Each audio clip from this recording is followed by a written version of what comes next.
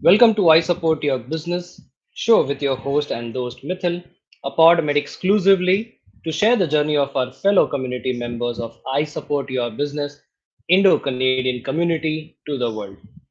The main aim of our community is to practice the power of giving, facilitate collaborations and partnerships, and help connect people on a global platform. As your host, being the president of the community currently, as well as the founder and chief content alchemist of VIS Tribe Content Lab, I help solopreneur artists and coaches build their business online organically through content marketing. Today, we have a wonderful member from the community. Let's welcome onto the stage none other than Manisha Sinha. Thank you. Hello, Manisha ji. Thank you. So, Manisha ji, can you share with us your childhood, please? I'm basically born and brought up in Mumbai. I spent my childhood at Anushakti Nagar, which is a staff colony for employees of Bhabha Atomic Research Center. It is one of the best places to stay in Mumbai, full of greenery, and luckily having all schoolmates from the same background, so there was no hiccups like if somebody is from a business family or a different background or something, all from educated families, parents were educated and all. So we all had the same kind of background and a beautiful colony to grow up with, everything inside the colony. And like anything, our childhood, like always on the ground and helping each other until date. Almost now we are reaching half a century, everyone from our batch, and still connected in the same way as we were in the childhood. Wow, this is really fascinating. And yes, BARC is very special to me too because my father did post graduation from BARC. So yes, that's a very Okay. wonderful place to be in. Yes, very wonderful place, and you will till date you have that. You get emotional when people talk about it, and when you meet your friends, it is like going back the memory lane, spending almost full of your childhood, your education in that field, and that environment is like something. It gives you a goosebumps till date now. No doubt about that. So Manisha ji, when and how did your professional journey started? I have basically graduated in microbiology, and I worked in the field. But during that time, almost 25 years, 27 years back, I was not interested in the lab, your pathology lab, because that didn't suit me, the environment. And luckily for me, you can say National Institute of Fashion Technology was diversifying, and they opened their branch in Mumbai. And it was like, because I was not so sure of continuing with microbiology, they had an entrance test all over India based, and I thought I'll just give a try because that was my hobby, uh, garment stitching and all. So I just thought of giving it a try, and luckily got selected in all over India basis and secured the first batch in IFT Mumbai, until date associated with the institute. And obviously first batch in the sense they didn't have a proper campus, neither proper faculty.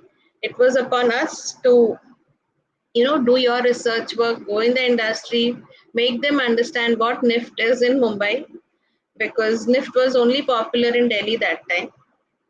And we had to make these industry people understand also why we need such institutes here, because Mumbai was one of the textile head during that time.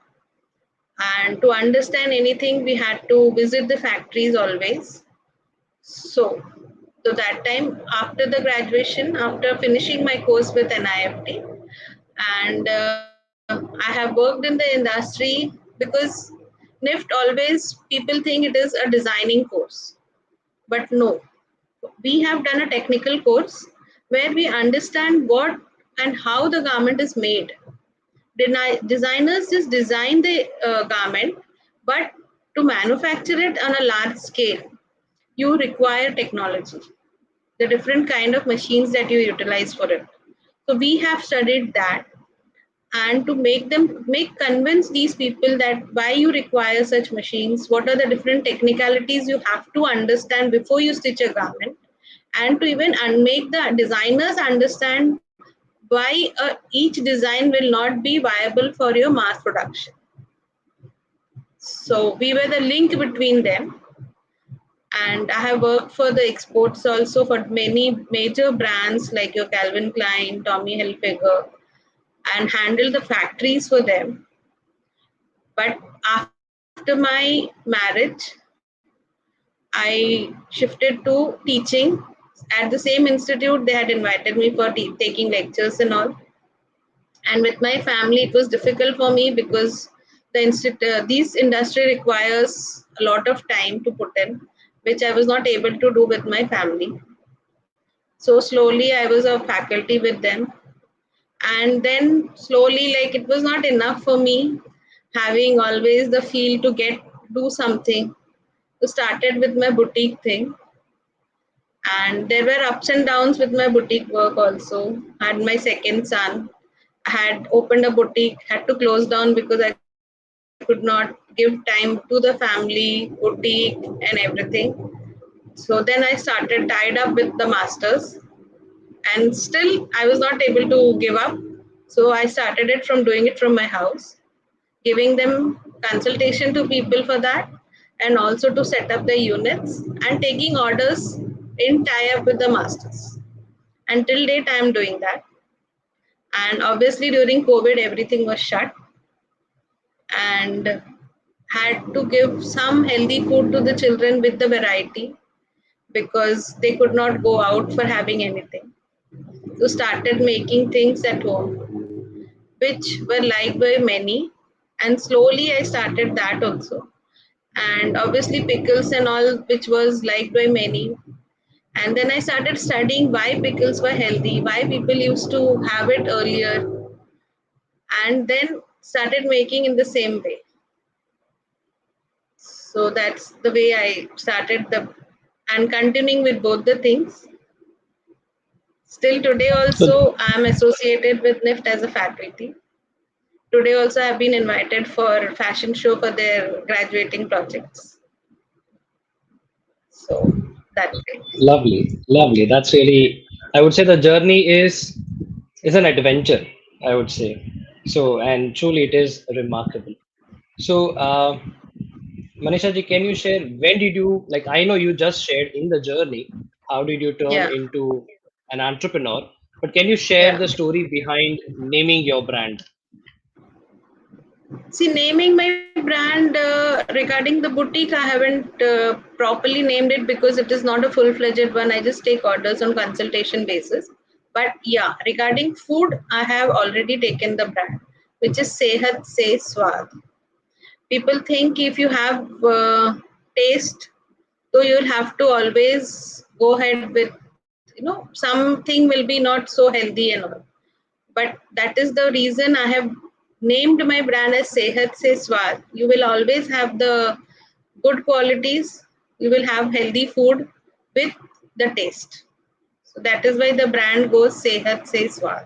So even in the Wow. pickles also, I make it a point, you put all the good things, good ingredients, what is actually required and which is also beneficial for your body. Even if you're taking it in small quantity, at least that whichever things that you don't even use it on your daily basis, in support with your pickles, you can make that and take it as for your healthy body. And sweets always not necessary with the sugar and all. You have other options also. Not necessarily sugar free only. In sugar also you have different options. So I try to give the other options which is more healthier with the taste. Got it. Got it. So, Manisha ji, if I have to take you back to the memory lane, can you share the initial days of handling your business? How was it? I was not sure whether it will turn into a brand or something. I was basically doing it for my children, my family, and friends, whoever required it. And I was, in fact, giving them whatever I used to make them, and just for, have it as a taste or something like that. But never thought of venturing out into a brand. And till today, like, I have got it registered, but I really don't know how big the brand will go about. But yeah, I'm working towards it, and hopefully with all the support of the networking groups like ISYB and all, I'll sure that I'll grow up to a big one. Lovely. Glad to hear that. So, Manisha, in this whole journey of being an entrepreneur and running your brand, can you share what were the hiccups as well as the learnings that you had? Hiccups was with the family. It becomes too hectic for me many a times. I'm not able to give so much of time that it requires. And learnings, yeah, patience has to be there to maintain the taste and everything. You have to give your best to it. That is the basic learning. Not necessary you just compromise on the taste and just go away with the healthy things. So that is the main thing. I have to do it mainly with patience and perseverance, so that you go ahead and things will be recognized surely. Got it. Got it. So, Manisha can you share with us, since you are an entrepreneur, what are the five things that you feel an entrepreneur must have? See, first of all, an entrepreneur is not the only one who is doing it in the market. You have so many competitors. So you don't have to worry about them because each one has their own specialty and nobody can take your skills out of you. So you have to be patient and give to the market what you are giving, not because somebody else is also giving and you just compromise on things and start giving the wrong things or anything like that. You have to do it patiently, understand what your competitors are doing and why they are doing it. Any particular reason, then costing you have to understand very perfectly. Many a times, initially, you won't have a good amount of profit, but that doesn't mean we have to compromise on quality. And obviously, you have to build your network. Especially for small entrepreneurs, you have to have a network because even though you do advertisements, it is basically word of mouth that goes faster and in a much better way. Absolutely. Totally agree with you, Manisha So, Manisha how has being an entrepreneur changed you as a person? Changed me as a person, trying to evolve many things, handling both my family and my small entrepreneurship business, giving time equally to both, understanding each things. Many a times it happens I have to give more time to your family. And right now, maybe, uh, the entrepreneurship, the business may have a little less of time because I have to understand which one is important for me right now. Because obviously, upbringing my children, and that also at the teenage and adulthood age, I have to give more time to them. Obviously, once they grow up and settle down in a particular field, I'll have the time for myself. But simultaneously, I don't have to let these things also go off. Keep my network alive. Things will work out. Have to keep patience for myself. Many times I'm not able to do networking or one to ones with many times it happens with me. But okay, I'm okay with it because I know which is more important for me. And once they also grow up, I'll have the time for me also to do.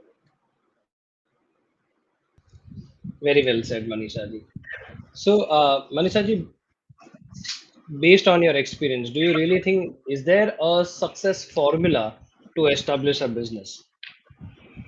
I don't think so there is any particular formula. It is your hard work, your patience, how you perceive things, and it is a different degree for everyone. How big you want to become is all upon you. Not necessary many a times only money is the matter. Many a times your experience matters, your network matters. At the end of the day, if you're happy with yourself, it matters. Even if you have lots of money, not necessary you'll be happy with it because you have not put on the right kind of an effort and patience. But if you're patient and if you call up somebody at any time of the day, if they are ready to talk to you at that time also, I think that is much more of a your success. Wow, very nicely said. So, Manisha ji, what would be the message that you would like to give to our community members as well as to the people who are listening to this podcast? Message, see, I'm nobody to give a message or something, but yes, I would always say please get connected with people, like minded people, be there for each other because business follows, but your friendship, your connection matters a lot. End of the day, even if you're not able to continue with your business due to some reasons, at least you have a connection from heart to heart. Even if you call somebody at any time of the day, they are there for you. Not necessary only a businessman needs a friend. Everybody needs a support. So you have to be there. Not necessary only from this group or any other group, even in your building, in your society. You have to be, at least be a little patient here, hearing for them so that next maybe you are on the opposite side sometime, you may require somebody else. Right now if you are there for somebody, you may also require somebody at the other time. So you have, it is both ways. You cannot give only and take once only. So Absolutely, no doubt about it. And this is, I think, a very beautiful message that you shared with us, Manisha ji. And we wish you all the best in your venture ahead. thank you, thank you so much Thank you Mittal so for much. this.